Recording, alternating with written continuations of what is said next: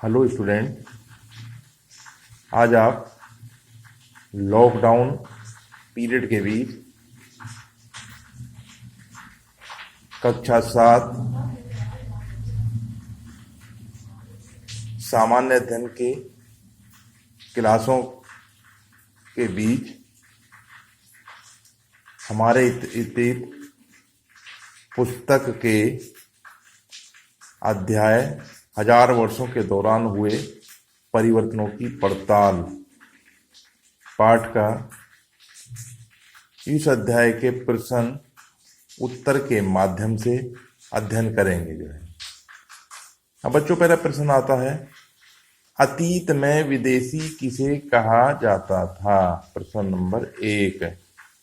तो बच्चे देखिए, अतीत में गांव में आने वाला अनजान व्यक्ति जो हमारे समाज संस्कृति का अंग न हो, उसे विदेशी कहा जाता था। ऐसे व्यक्ति को हिंदी में परदेशी और फारसी भाषा में अजनबी भी कहा जाता है। तो ये था प्रश्न नंबर 1 के माध्यम से जानकारी और उसका उत्तर। प्रश्न नंबर 2, इस काल में हुए कुछ प्रौद्योगिकी परिवर्तनों का उल्लेख करें। देखिए, 700 से लेकर 1750 के बीच हजारों वर्षों के समय में अलग अलग प्रौद्योगिकी का विकास हुआ है। देखिए, अलग अलग प्रौद्योगिकी का जो विकास हुआ है, जैसे सिंचाई में रेत का प्रयोग, कताई में चरखे का प्रयोग, युद्ध में अग्नेय शस्त्रों का प्रयोग अर्थात गोला बारूद का प्रयोग किया गया है। अब प्रश्न नंबर 3, इस काल में कुछ धार्मिक परिवर्तनों की जानकारी दें। तो देखिए, हजारों वर्षों के दौरान भारतवर्ष में कई बड़े धार्मिक परंपराओं में परिवर्तन हुए। तो देखिए, जो परिवर्तन हुए हैं उसमें सबसे पहले हिंदू धर्म में कुछ नए देवी देवताओं की पूजा की जाने लगी। दूसरा, राजाओं द्वारा मंदिरों का निर्माण कराया गया और पुजारियों अथवा पुरोहितों का महत्व बढ़ गया। इसी युग में भारत में भक्ति आंदोलन का भी प्रारंभ हुआ है।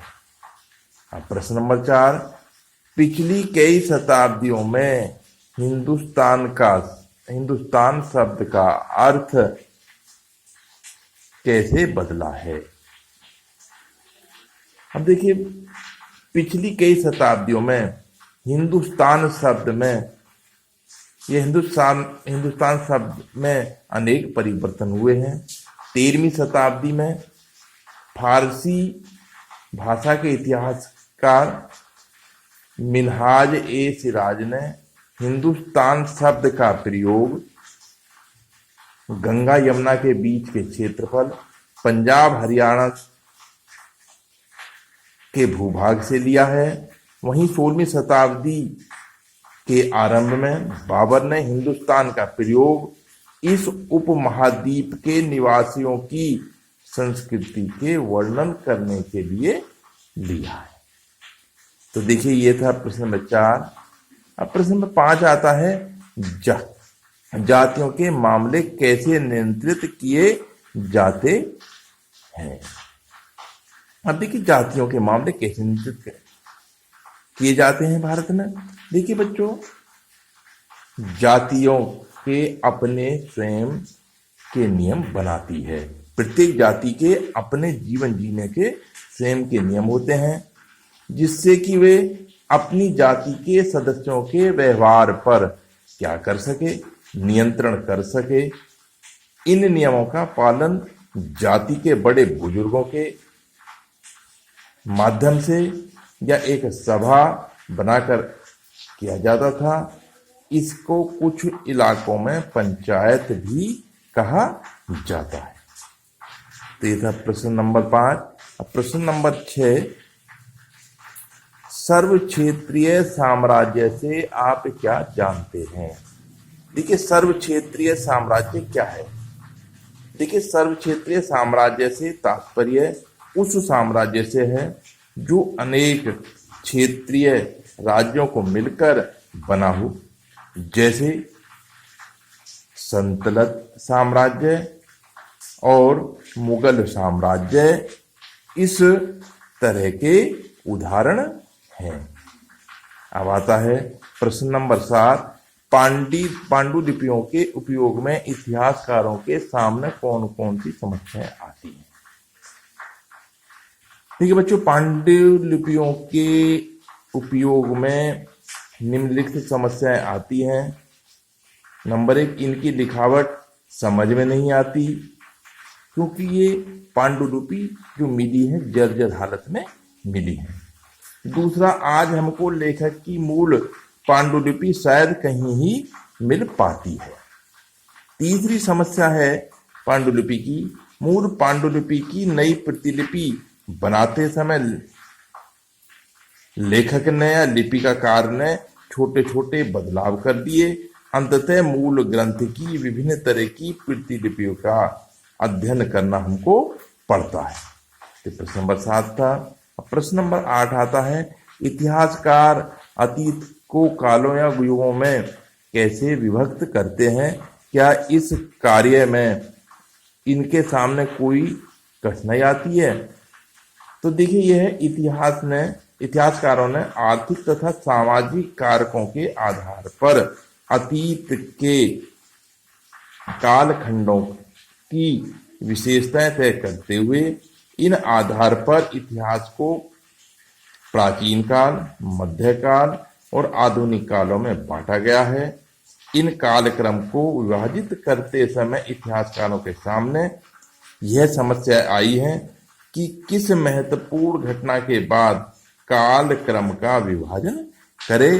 तो देखिए बच्चों, ये हजारों वर्षों के दौरान हुए परिवर्तन की पड़ताल अध्याय के प्रश्नों के माध्यम से आपने इस अध्याय का अध्ययन किया है। दूसरा, राजाओं द्वारा मंदिरों का निर्माण कराया गया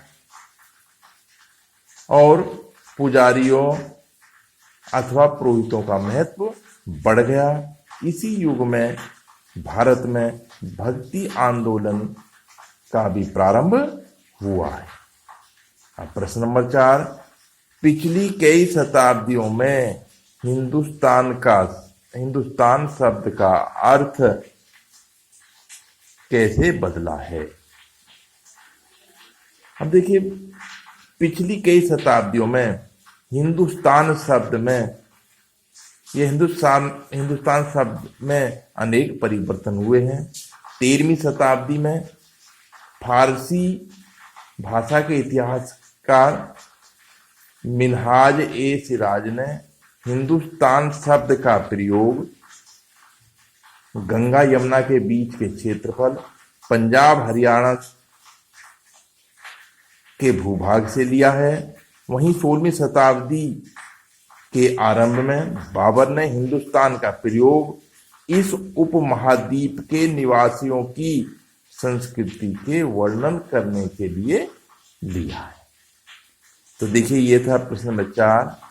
अब प्रश्न नंबर 5 आता है, जातियों के मामले कैसे नियंत्रित किए जाते हैं? अब देखिए जातियों के मामले कैसे नियंत्रित किए जाते हैं भारत में। देखिए बच्चों, जातियों के अपने स्वयं के नियम बनाती है। प्रत्येक जाति के अपने जीवन जीने के स्वयं के नियम होते हैं, जिससे कि वे अपनी जाति के सदस्यों के व्यवहार पर क्या कर सके, नियंत्रण कर सके। इन नियमों का पालन जाति के बड़े बुजुर्गों के माध्यम से या एक सभा बनाकर किया जाता था। इसको कुछ इलाकों में पंचायत भी कहा जाता है। तो ये था प्रश्न नंबर 5। अब प्रश्न नंबर 6, सर्व क्षेत्रीय साम्राज्य से आप क्या जानते हैं? देखिए, सर्व क्षेत्रीय साम्राज्य क्या है? देखिए, सर्व क्षेत्रीय साम्राज्य से तात्पर्य उस साम्राज्य से है जो अनेक क्षेत्रीय राज्यों को मिलकर बना हो, जैसे सल्तनत और मुगल साम्राज्य इस तरह के उदाहरण हैं। अब आता है प्रश्न नंबर 7, पांडुलिपियों के उपयोग में इतिहासकारों के सामने कौन कौन सी समस्याएं आती हैं? देखिए बच्चों, पांडुलिपियों के उपयोग में निम्नलिखित समस्याएं आती हैं। नंबर 1, इनकी लिखावट समझ में नहीं आती, क्योंकि ये पांडुलिपि जो मिली है जर्जर हालत में मिली है। दूसरा, आज हमको लेखक की मूल पांडुलिपि शायद कहीं ही मिल पाती है।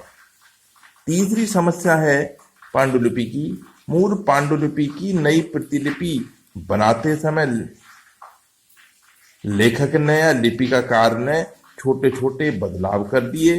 अंततः मूल ग्रंथ की विभिन्न तरह की प्रतिलिपियों का अध्ययन करना हमको पड़ता है। तो प्रश्न नंबर 7 था। अब प्रश्न नंबर 8 आता है, इतिहासकार अतीत को कालों या युगों में कैसे विभक्त करते हैं?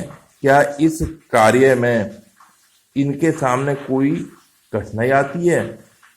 तो देखिए, यह इतिहासकारों ने आर्थिक तथा सामाजिक कारकों के आधार पर अतीत के कालखंडों की विशेषताएं तय करते हुए इन आधार पर इतिहास को प्राचीन काल, मध्यकाल और आधुनिक कालों में बांटा गया है।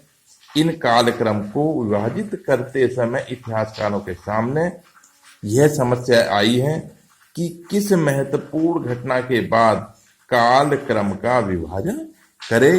तो देखिए बच्चों, ये हजारों वर्षों के दौरान हुए परिवर्तन की पड़ताल अध्याय के प्रश्नों के माध्यम से आपने इस अध्याय का अध्ययन किया।